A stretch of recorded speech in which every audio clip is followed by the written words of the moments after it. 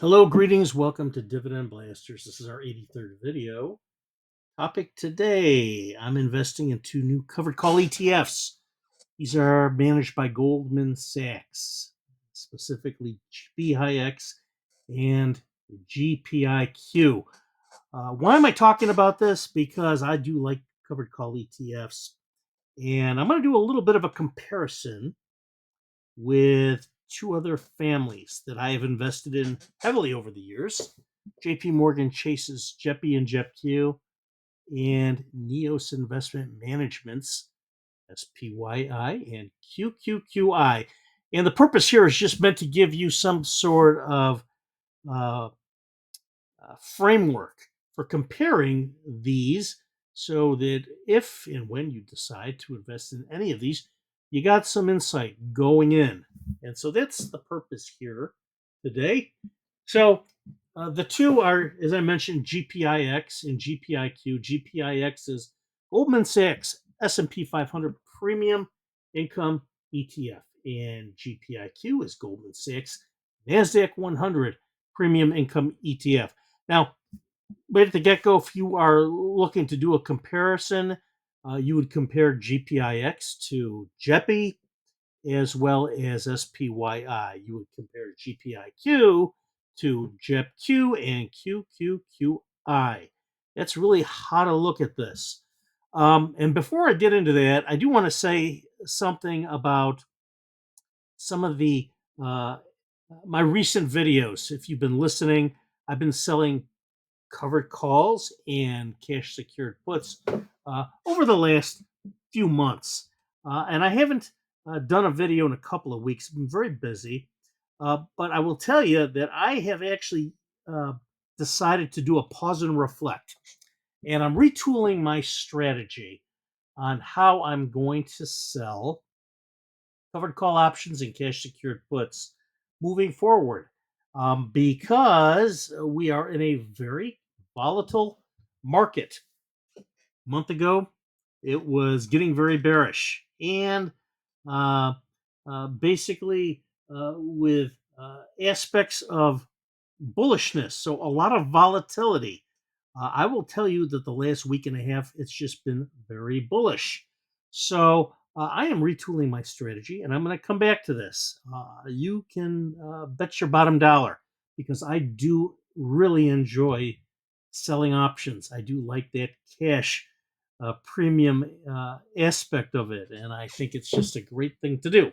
All right, let's move on. But before we do, a quick disclaimer: I'm not your financial advisor.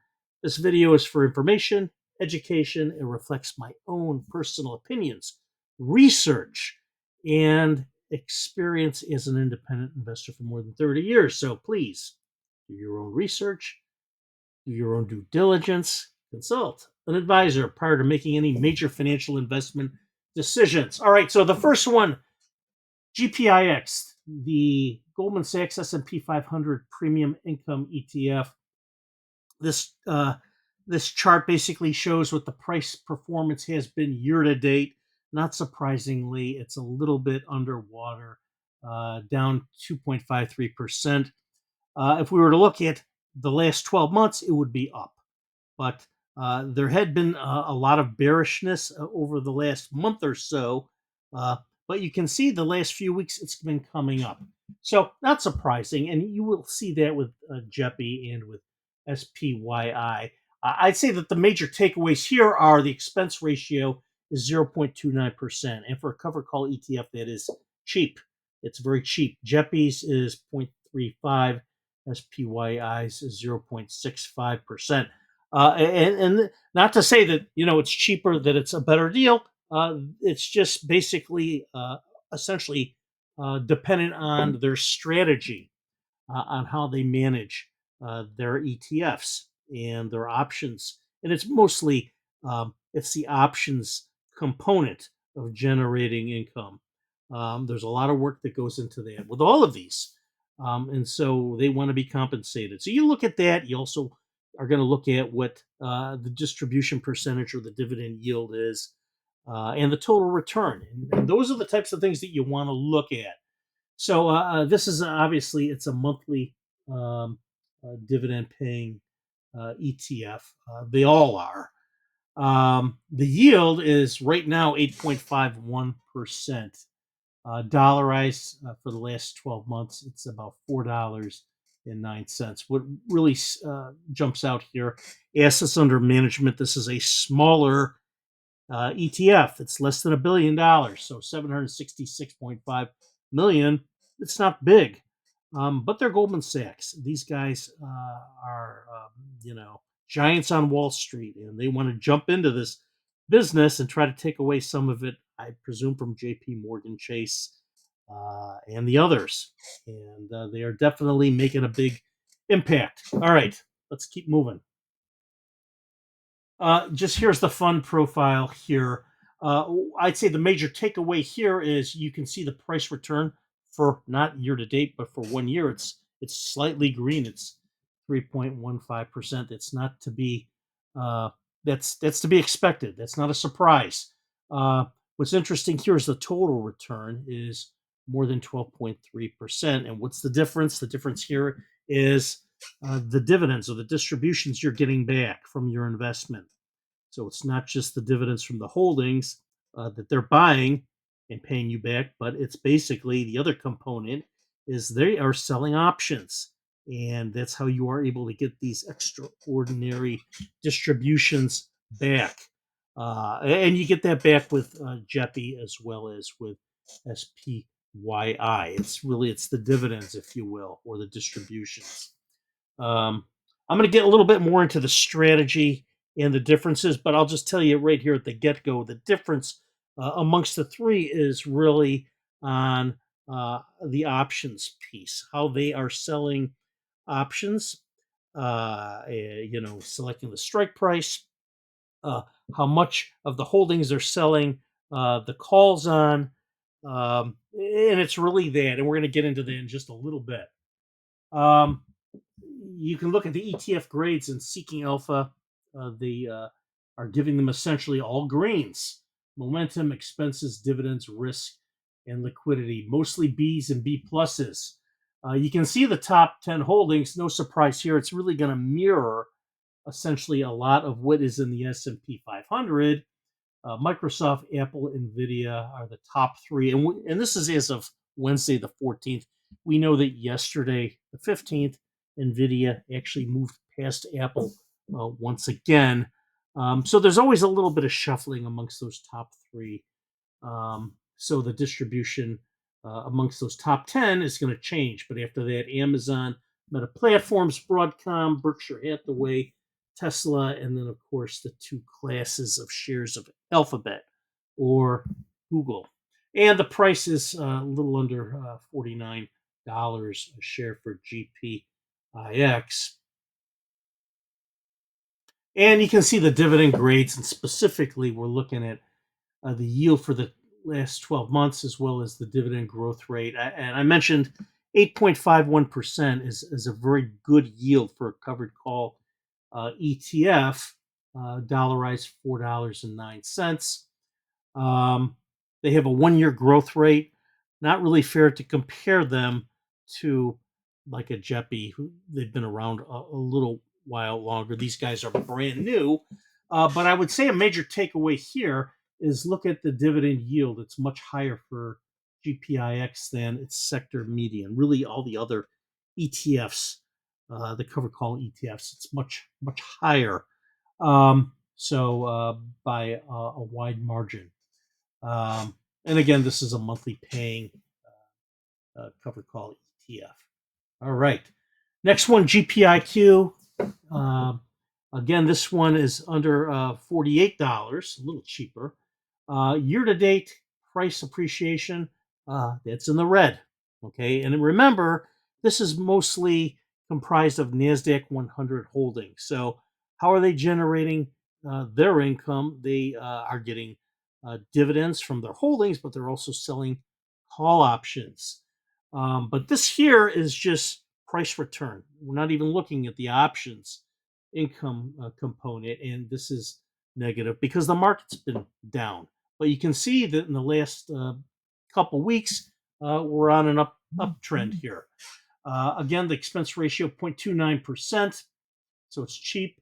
The dividend yield is a little higher than GPIX's. This one is 10.42%. And that yield is here is a combination of the price or the dividends, but also the options.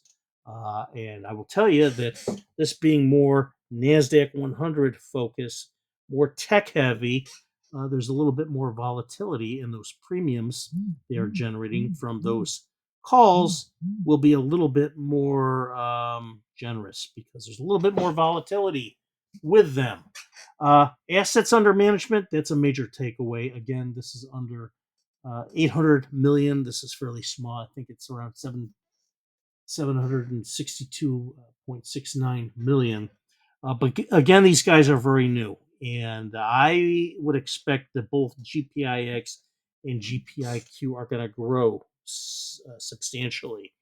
Wouldn't surprise me to see folks maybe move from a JEPI or a JEPQ or a NEOS here. We try different things. We see what we like, and sometimes our preferences changes, and we go back. So anyway, let's press on. So here's the fund profile. Now, again, this is price return 1 year, not year to date. This is green, and we are looking at 2.61% price return, but the total return much more, 14.02%. That delta is those dividends or the distribution that's coming back from all the hard work these guys are doing. This also is very new. You can see the inception date, founded October 24, 2023. Expense ratio also 0.29%. And those ETF grades are very high. You're looking at mostly B pluses. Risk grades a little higher, and that's because the nature of the holdings, the nature of what the calls are being written against. They're NASDAQ 100. They're more tech, so there's a little bit more volatility. So it's just by nature going to be a little bit more risk. And you can see that again, this is a very tech heavy index, NASDAQ 100. They're writing calls against. So you can see Microsoft, Apple, Nvidia, and again, Nvidia's moved above Apple. But it's going to be more tech heavy. Amazon, Broadcom, Meta Platforms, Tesla. Most of these tend to be the same as what you saw with GPIX, but now you see Netflix in there. Now you see Costco, and then you see Alphabet. So, and then the percentage will be a little bit more concentrated with the tech stocks or the NASDAQ 100. Really nice dividend grades here, A's and A pluses. And I'd say a major takeaway here is look at the difference between GPIQ's dividend yield for the last 12 months versus the sector median. It's significant, 10.42% versus 2.34%. So that to me is the major takeaway here. Looking at dividend growth, I'd say at this stage is probably a fool's errand. They just haven't been around long enough. And again, with covered call ETFs, what you're really looking for is stability. And there's going to be a little bit of up and down. You're not going to see the growth like you would see with an SCHD because that's basically just SCHD is just basically paying dividends on their holdings. There's no options component to it. This here adds a layer of complexity and a little bit more volatility, but of course a little bit greater return if you are looking for that. Also, monthly payout here, which is very nice. So, looking at the two or the three side by side by the numbers, you can see them. You can see that the JPMorgan Chase ETFs are huge. They for covered call ETFs, they dwarf NEOS, they dwarf Goldman Sachs. Now, let me say this: all of these are dwarfed by the big index fund ETFs like VOO or SPYI, or QQQ. Those are much bigger, but basically people they're pouring their money into that because they want to just get the returns from the market. They're not as interested in options, at least for maybe a significant portion of their portfolio. But here, at least for what we're talking about, Goldman Sachs, being much younger, is much smaller. They're between 2 and 4 times this. Let me say it this way: Neos's are 2 to 4 times the size of Goldman Sachs's, and J.P. Morgan Chase's are, you know, uh, 10 to 15 times the size of Neos's. So they're much, much, much bigger. You can see that J.P. Morgan Chase's has been around a little bit longer. Neos is much younger, as is Goldman Sachs. You can see the price range here. Frankly, it's not that important. The difference is almost de minimis, although J.P. Morgan Chases tend to be a little bit more pricey, but not much. They're in the 50s. You're looking high 40s for Goldman Sachs, to 50 for Neos, to low to mid 50s for J.P. Morgan Chase. I would say what jumps out to me is the expense ratio, and Neos is by far the priciest. Um, Not to say that that is better or worse. It just is. It's really the result of the work that it goes into executing their strategy around selling options. The one with the lowest expense ratio is Goldman Sachs, which to me I like. I like looking at the dividend yields side by side. Uh, and here's what you're getting for that higher expense ratio with Neos. You're getting a higher dividend yield.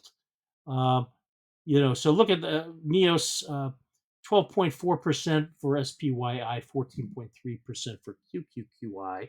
A little bit lower for Goldman Sachs, but you're paying about half the expense ratio. Paying a little bit more for JP Morgan Chase, but they've been at it a little bit more. I would say the difference between JPM and Goldman Sachs expense ratio is almost de minimis.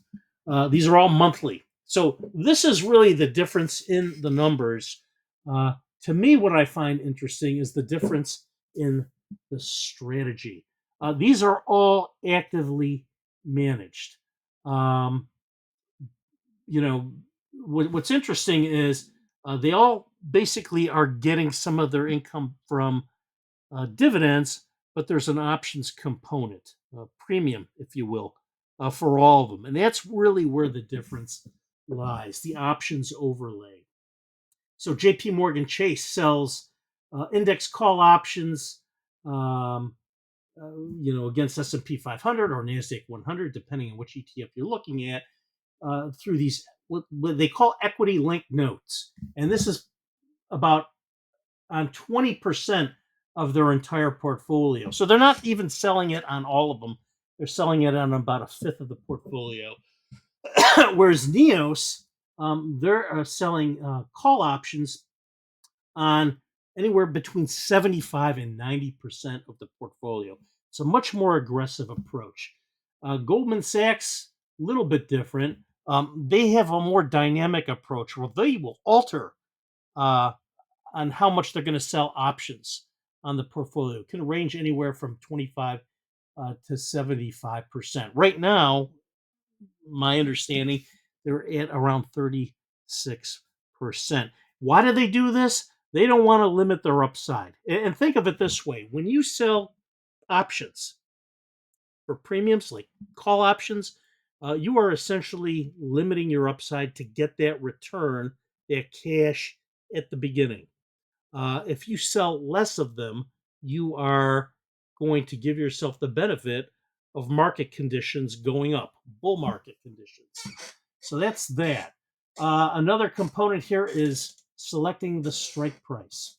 JP Morgan Chase, for both JEPI and JEPQ, they sell slightly out of the money. So they're looking at one of the Greeks known as delta, and they're looking for a Greek metric, a delta metric of around 0.3, which is going to be about 2% out of the money. So they're looking to basically set the strike price about 2% above the current market price.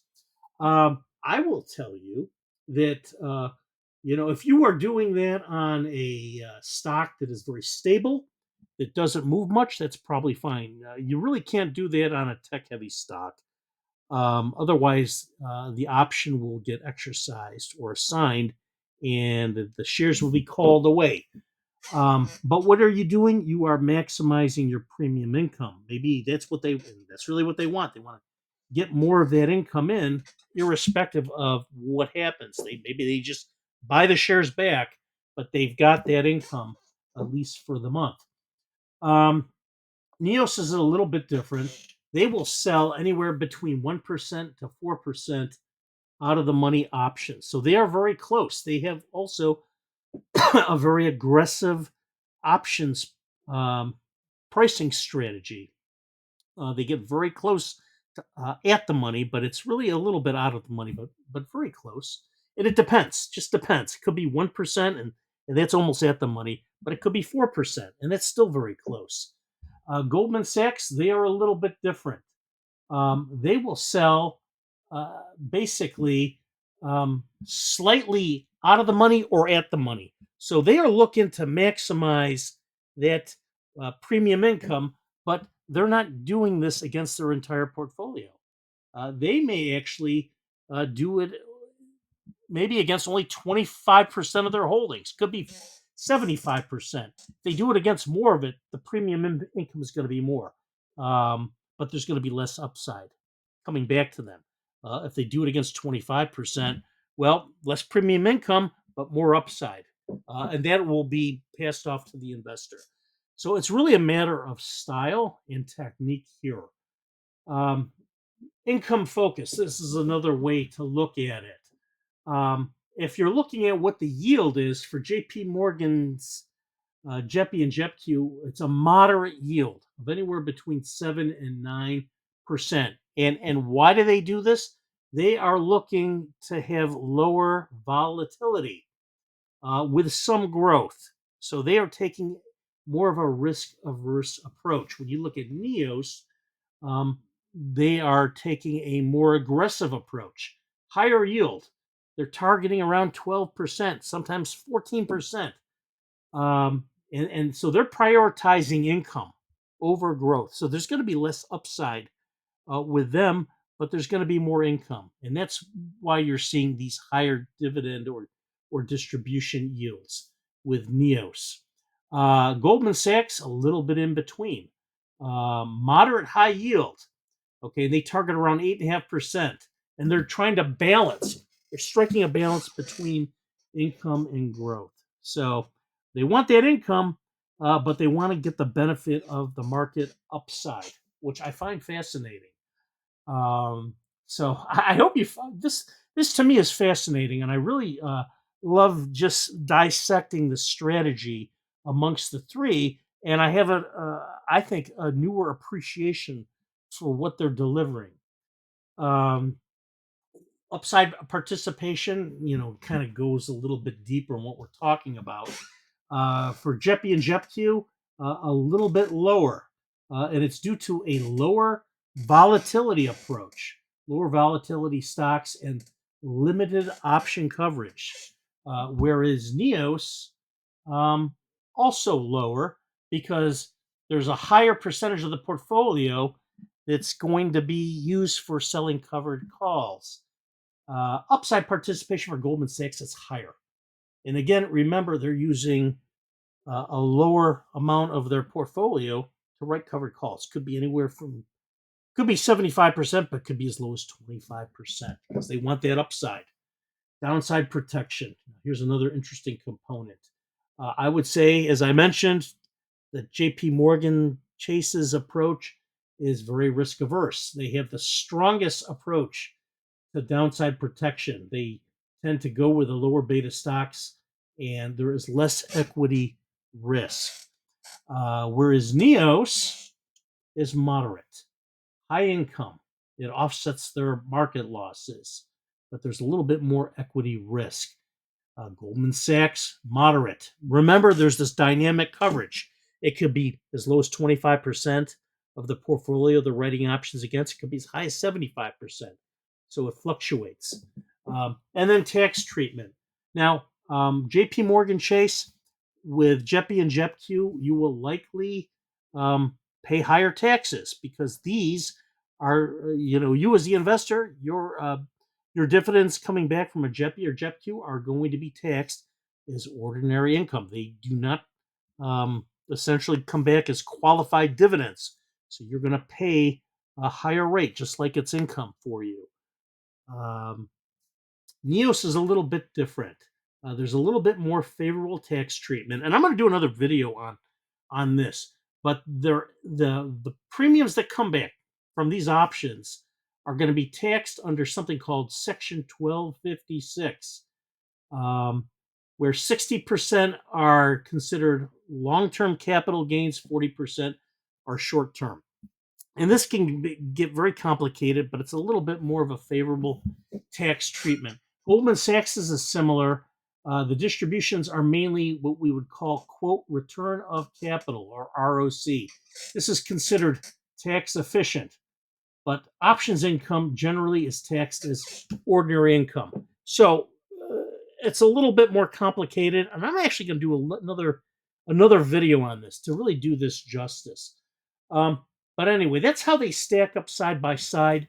I just wanted to show you performance side by side. You can basically see that price return is mostly negative for all of them. And this is year to date, but JEPI and JEPQ tends to be a little bit more negative. Whereas Goldman Sachs are a little bit less negative than all of them. And NEOS is in the middle. But again, that's just price performance. Let's look at total return. And JEPI and JEPQ, not quite as good, even with the dividends. You're going to see the best performance here. Total return is mostly through NEOS, and that's because they are getting that higher yield. A lot of this is dependent on market fluctuation and volatility and how the options are going. Goldman Sachs is in the middle, and it's pretty good. It's positive. So anyway, that is that. Side by side, you can see the grades, and this is what the ETF grades are today. GPIX and GPIQ are mostly green. You can see the prices, as well as what they closed at today, and then the 52-week high and low, and the dividend yields side by side. We already covered this. NEOS has the higher yields. JEPI and JEPQ tend to have a little bit of the lower yields, and Goldman Sachs is in the middle, and they're all monthly paying.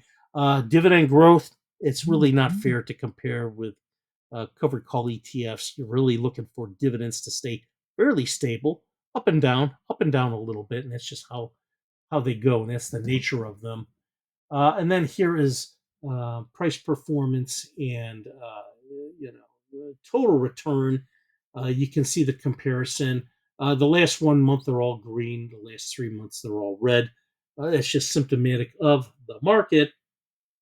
Liquidity. You can see the assets under management. We already talked about that.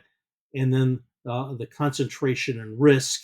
And that's really just depending on whether it's an S&P 500 like JEPI or GPIX or SPYI, or whether it's a NASDAQ 100.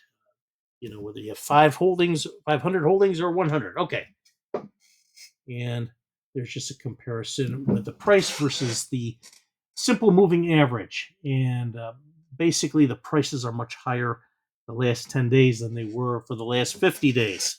All right. And that is it, folks. I hope you found this to be useful and somewhat informative. And then as a friendly reminder, as you know, if you've listened to my videos, I am a subscriber, but I'm also an affiliate of Seeking Alpha. So I am able to offer you a discount if you're interested in subscribing. You can see the premium membership. It's your basic membership, where you have stock analysis and email alerts daily, real-time updates. And if you sign up for the premium, you will get a 7-day free trial. If you sign up and then you decide you want to cancel, you cancel within 7 days. If you decide to stay, you're going to get $30 off. So instead of paying $299, you get $269. If you want to go above and beyond that, you can do alpha picks, and I subscribe to this too. You get 2 new stock picks every month by their quant team at Seeking Alpha, and they are good. And you can basically get this $50 off. So instead of $4.99, it's $4.49. If you decide you like them both, you can get them both through the bundle plan, and you'll get $159 off. You can see the affiliate links below. Click on them, sign up if you're interested, and I'm sure that you will find this to be a great resource, as I do. All right, folks, that's it. I hope to see you again. If you like the video, give us a thumbs up, share the video with a friend, hit that notification bell, and subscribe to our channel here at Dividend Blasters. Have a wonderful day. God bless.